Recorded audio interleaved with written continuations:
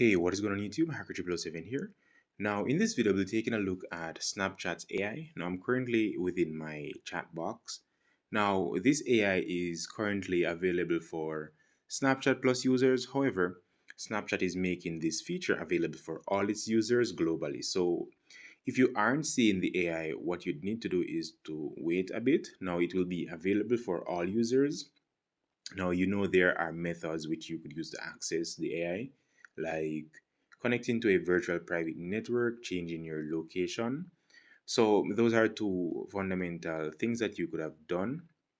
And I've made videos in the past on how to do that, so you could go ahead and check it out. Um, However, I'm currently on Snapchat Plus and I'm connected to the AI. So, with this AI, you could actually ask it queries. It uses the same GPT technology or OpenAI to basically provide you with answers to whatever you're looking for. So let me see. All right, so let me say, write me a short story. Let's see what it will do.